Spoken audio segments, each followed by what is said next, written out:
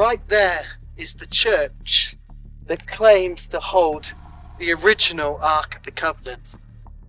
Lost in the ancient city of Jerusalem in 586 BC, the sacred Ark of the Covenant has always caused scientists and archaeologists headaches in their search. The disappearance of a 2,600-year-old mystery full of religious significance has always been a subject of curiosity for humanity. Recently, it seems that scientists have found clues indicating the return of the Ark of the Covenant. Now, they have made shocking discoveries, revealing secrets surrounding the baffling puzzle of the Ark's disappearance. The Ark of the Covenant has finally been opened, and the mysteries have been revealed along with it. So, what exactly have scientists found surprising? Let us uncover the hidden religious mysteries that have been concealed for centuries. The Ark of Covenant found, true or not? For generations, people have attempted unsuccessfully to locate and reclaim the Bible's most sacred objects. The legendary Ark of the Covenant is one of these sacred treasures that is in high demand. This mythical relic is an exquisite gilded case supposed to have been erected by the Israelites some 3,000 years ago to store the tablets of stone on which the Ten Commandments were written. According to biblical traditions, the Ark was huge, constructed of gold-plated wood and surmounted by two large golden angels. It was transported by inserting poles through rings on its sides. The Ark has been related to various Old Testament miracles. It is claimed to have removed obstacles and deadly animals from the Israelites' path during the Exodus. According to the Bible, when the Israelites entered the Jordan water into the Promised Land, the water stopped flowing as soon as the Ark-bearers entered it. Many believe that when the Israelites assaulted Jericho, they took the Ark around the city for a week, playing trumpets until, on the seventh day, the walls collapsed, enabling easy conquest. However, the Babylonian Empire defeated the Israelites in 597 and 586 BC, and the Ark, which was purportedly held in Jerusalem's temple, vanished from history. Nobody knows if it was destroyed, captured, or hidden. On January 6, 1982, at 2 o'clock in the evening, Ron Wyatt claimed that he discovered the Ark of the Covenant. While digging in an area of the Garden Tomb, one of the theorized locations of Jesus' crucifixion, just outside Jerusalem's northern Old City wall, Wyatt stumbled across several apparent post holes cut in the bedrock. One had a crack in the base that, according to Wyatt, continued on down underground through the bedrock to the ceiling of a chamber beneath. A chamber which Wyatt had stumbled upon by cutting into a separate tunnel system that led to it. This chamber was filled with large rocks nearly to the ceiling, obscuring temple treasures underneath, parts of which could be seen glinting through the rocks and animal hides that had been used to cover them. In the back of this chamber was a large rectangular stone box whose lid was cracked in half. Within this stone chest was the Ark of the Covenant. A black substance coated the bedrock crack in the chamber ceiling above it, also coating the cracked stone lid directly below and the mercy seat of the Ark within. Wyatt surmised that this substance had flowed into the crucifixion post hole on the Roman street level above and down through the cracked bedrock, dripping down into the chamber and onto the mercy seat of the Ark below. Wyatt scraped off some of the black substance, which he identified as blood, and sent it to a Jerusalem lab. They allegedly found that not only was the blood still living, it had only 24 chromosomes, 23 chromosomes from the mother, and one Y chromosome from another, non-human source. Then Ron, with deep emotion, told them, "This is the blood of your Messiah." There are many controversies. Simply said, the explanation for this, and many of Wyatt's other discoveries, is that one critical piece of evidence is currently lacking. And none is more devoid of proof than what would undoubtedly be the most significant discovery of all, the Ark of the Covenant, in physical evidence, of course. However, the Wyatt camp claims that the lack of evidence is due to a major Israeli government cover-up. Wyatt and his team gave so many reasons for why no one has convenient access to any concrete evidence. The ark was most likely destroyed or stolen when the Babylonians attacked Jerusalem in 587 BC, destroying the temple. If the Jews had hidden it, the ark would have been used in the Second Temple, but Josephus claims it was not. A second cause for skepticism, which would apply to any future comparable assertions by others, is God's involvement in fulfilling the Old Covenant system through the New Covenant in Christ. God revealed this clearly when he destroyed the Jerusalem temple in AD 70, as Christ had predicted 4 decades before. There would be no more sacrifices of animals once his designated Passover lamb, the Lord Jesus Christ, was killed once for all. Where is the real location of this holy ark? According to the Bible, the Ark of the Covenant is an ornate box in which the Israelites kept the stone tablets of the Decalogue. In the Old Testament, we read that Moses was to receive them from God on Mount Sinai. It symbolized the presence of Yahweh and perhaps the throne of God. According to Jewish tradition, in addition to the commandments, inside the ark were supposed to be Aaron's staff and a jug of manna. What happened to the Ark of the Covenant? The Ark of the Covenant was 140 cm long by 80 cm wide and 80 cm high. It was made of acacia wood and covered with gold plate. Everything we know about the lost relic comes from Deuteronomy and Exodus. According to the Bible, until the construction of Solomon's first temple, the ark was to be transported on a special curtained cart during the Israelites' military campaigns. This is because the Jews believed that whoever possessed the ark was invincible. After King David conquered Jerusalem, the ark was brought back from the desert and kept in the city for years to come. It was to be kept in various temples. In 586 BC, the army of Babylon, led by King Nebuchadnezzar II, conquered Palestine.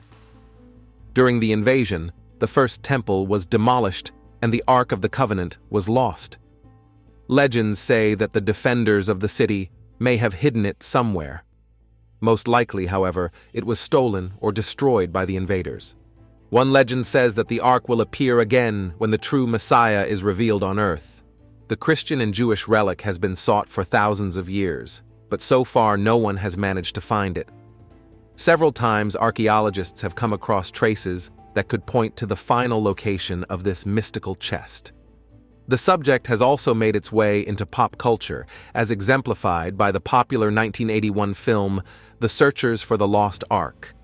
In Steven Spielberg's hit, Indiana Jones travels to Egypt to find the Ark of the Covenant before the Nazis do. Where is the Ark of the Covenant? Besides the location that Ron discovered, which is believed to be the site of the Ark of the Covenant, there are many other locations that are equally of interest. Here are the cities where there were clues leading to the Ark. The St. Mary of Zion Cathedral, Axum. One of the most well-known stories concerning the Ark's whereabouts is that it traveled to Ethiopia before the Babylonians devastated Jerusalem and are now housed in the St. Mary of Zion Cathedral in Axum.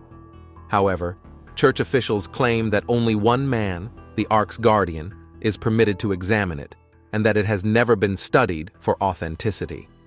Another legend is that the Ark was buried in a maze of corridors beneath Jerusalem's first temple before the Babylonians destroyed it in 586 BC. However, that notion cannot be tested because the site contains the Dome of the Rock shrine, which is considered sacred in Islam. Digging beneath it is simply not an option. Chartres, France. A bas-relief with the Latin inscription, "Here the Ark is kept," appears on the medieval cathedral in Chartres. Is this just a religious metaphor? Or was the treasure found by the Knights Templar closely associated with this church? In France, there are several other sites typified as the Ark's storage place, especially in the restless, heretical Languedoc. Rome, Italy. The Arch of Titus shows a bas-relief with Romans carrying the great Jewish menorah and a mysterious sizable chest out of the Jerusalem temple. Could it be that the Ark went to Rome and centuries later was looted from there by barbarians? Or did it stay in the Eternal City and is carefully preserved by the papacy at the Vatican? Jerusalem, Israel. It was here in the sanctuary on the Temple Mount that the box containing the tablets received by Moses was originally kept. Here, too, trace of it has been lost. It was searched for in the Middle Ages by the Knights Templar, and in the 19th century by Victorian adventurers. There are rumors that Israeli archaeologists are currently carrying out search work, but they are doing so in secret, as the hill is now overlooked by a mosque called the Dome of the Rock. Tanis, Egypt. The movie Indiana Jones found the Ark in the Egyptian city of Tanis, where the Nazis were looking for it to use the relic's power as a superweapon. This is only fiction, however, although the Ark actually has ties to Egypt. It was from there that Moses led the Israelites out. Meanwhile, a box with rods, the so-called Anubis reliquary, was found in Tutankhamun's tomb, resembling the Ark in appearance. Traces of relics have also been sought on the Egyptian island of Elephantine, which was inhabited by the Israelites in ancient times. Aksum, Ethiopia. According to centuries-old legend, the Ark was supposed to have been stolen from Jerusalem by the son of King Solomon and the Queen of Sheba, named Menelik. He took the relic with him to Ethiopia. The people of that country believe it is kept in the Church of Our Lady of Zion in Aksum. Reportedly, during the Italo-Abyssinian War, the biblical treasure was attempted to be tracked down by Benito Mussolini's troops, but was hidden in time. Lalibela, Ethiopia. Another site in Ethiopia linked to the Ark is the rock-cut churches of the medieval Ethiopian emperor Lalibela, 12th–13th century. He dreamed of his own unconquered Jerusalem. Some enthusiasts claim that the unusual rock temples were helped him build by the Knights Templar, seekers of the Ark. Harare. Historian Tudor Parfit has announced that he found the remains of the Ark in a museum in Zimbabwe's capital. How did it get there? With the local Lemba people, believed to be one of the lost tribes of Israel. Incidentally, the buildings of Great Zimbabwe were for years taken to be the lost mines of King Solomon. The snag is that the object found by the British researcher was a ritual drum rather than a box with the Ten Commandments. For centuries, scholars have debated its fate. Some suggest it is hidden deep under Jerusalem in tunnels dug by King Solomon. Others believe it was captured by the Babylonians or taken to Rome after the destruction of the Second Temple in 70 AD. Some even suggest it fell into the hands of the Knights Templar. There is also one institution is certain where the Ark is today: the Ethiopian Orthodox Church. According to them, the Ark resides in a chapel in the town of Aksum in the Tigray region of Ethiopia. It is watched over by a single priest. Only this man is allowed to see it. He holds the job for life and can never leave the chapel once appointed. Other, more dubious assertions exist. However, the most well-known journey of the Ark took place on the big screen. In the 1981 film Raiders of the Lost Ark, adventurer Indiana Jones must locate the Ark before the Nazis, who want to harness its power for global dominance. The historian and National Geographic Association fellow Fred Hybert believes that hunts for such biblical treasures are exciting, but ultimately bound to fail. Even if there is an ancient Ark-like artifact in Ethiopia, he wonders how you know it's the one from the Bible. "We are speaking about things at the crossroads between myth and reality," he stated. "I think it's fantastic to have legends like that of the Ark of the Covenant. But, as a field archaeologist, I don't think we can apply the scientific approach to confirm or disprove them." The Kebra-Nagast, an African testament. When you read Matthew 12:42, you can see it mentions the Queen of the South. It's the Queen of the South. Makeda of Ethiopia was the Queen of the South. She was lovely to look at and rich in wisdom. She was also rich in gold, silver, and camels, and she commanded many merchants who traded by sea and land. One of these merchants, Tamrin, was ordered by King Solomon to bring black wood, red gold, and blue sapphires to Jerusalem, where he was building the temple. While there, Tamrin was awed by Solomon's goodness and wisdom. To him, Solomon was unlike any man who came before or after. When Tamrin told Makeda what he had seen, she resolved to travel to Jerusalem and witness the wisdom and goodness of Solomon for herself. The queen arrived in Jerusalem with precious gifts for Solomon, and he was happy to see her. He received Makeda with great honor and provided rooms in his palace for her and her 350 servants. He lavished her with presents and sent 50 singers to entertain her. Makeda found that everything Tamrin had said about Solomon was true. She praised him effusively, but he received her words with great humility and gave praise to God. In Makeda's country, people worshipped the sun, trees, stones, and carved images.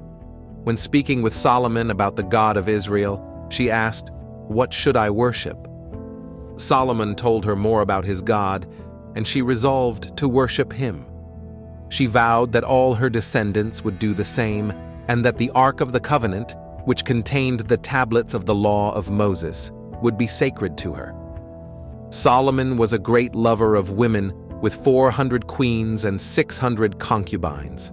He wanted them to bear him thousands of sons, so they would defeat his enemies and destroy the nations who worshipped idols. Before Makeda returned to her own country, Solomon resolved to seduce her. He did this through a stratagem. Later that night, he dreamed that a radiant sun descended from the heavens and cast a brilliant light over all of Israel. After it had graced Israel for a while, the sun suddenly flew away to Ethiopia because that was where it wanted to be. There, it shined forever.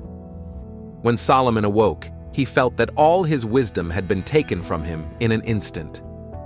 When Makeda made ready to depart, Solomon gave her many gifts, including a ship that could sail on the sea and another that could sail through the air. He also gave her a ring and said that if he had made Makeda pregnant with a boy, his son would come and visit him one day and would use the ring as a sign. 9 months into her journey home, Makeda bore a son. She named him Menelik. When he was 22, Menelik decided to journey to Jerusalem to see his father. This was against the wishes of Makeda, who had raised him as Jewish. But Menelik prevailed, and his mother dispatched him to Jerusalem in the care of Tamrin, the merchant. With him, Menelik brought many fine gifts for Solomon. The law in Ethiopia stated that only a woman could reign and that she had to be a virgin. Before Menelik started his journey, Makeda decreed that henceforth the rulers must be male descendants of Solomon. She said Solomon must inscribe the new law in brass in the Book of Prophets and place it in the temple in Jerusalem. She further decreed that the people of Ethiopia would worship God and abandon their animistic and idolatrous ways. Makeda asked Solomon to give her people a piece of the cover of the ark to seal the new law. Menelik arrived first in Gaza, where the people were astounded by how much he resembled Solomon. When word reached the surprised king, he sent the commander of his army to fetch him. Upon seeing the young man, Solomon remarked that the resemblance was not to him, but to his own father, David. Instead of the thousands of sons he had wished for, Solomon had only one, 7-year-old Rehoboam. Thus, he was overjoyed to receive his full-grown firstborn. Tamrin, the merchant, gave Solomon the messages from Makeda. He also told her how she trusted the ark to make him return her son to her, so he could rule over Ethiopia. But Solomon had other ideas. He believed that a son belonged with his father, and he intended to keep him in Jerusalem and make him king of Israel. Menelik wanted to honor his promise to his mother and return to his homeland, even rebuffing Solomon's promise that the Ark of the Covenant would belong to him and his descendants forever if he stayed in Jerusalem.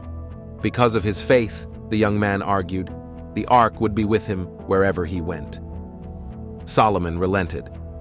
Then he called together all his counselors and officers and ordered them to send their firstborn sons to Ethiopia with Menelik. There would be 2 kingdoms, the great king said. He and the elders would rule in Jerusalem, while Menelik and the firstborns would rule in Ethiopia. Menelik was then taken into the Holy of Holies and anointed king of Ethiopia by Zadok the priest, who also instructed him in his duties. Meanwhile, the firstborns were unhappy and met in secret. They were sad to leave their families and homeland, but most of all, they were grieved to leave the Ark of the Covenant. They resolved to steal the Ark of the Covenant and take it with them, replacing it with a facsimile built of scrap wood by a carpenter for 20 drachmas. There were doubts, but an angel of the Lord came to Azarias in a dream. The angel told him to make a sin offering, a sacrifice of 4 goats, 4 pure sheep, and an ox that had never borne a yoke.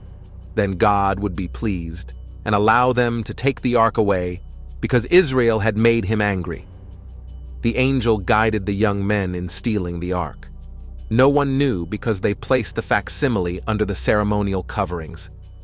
But the people of Jerusalem sensed something was wrong.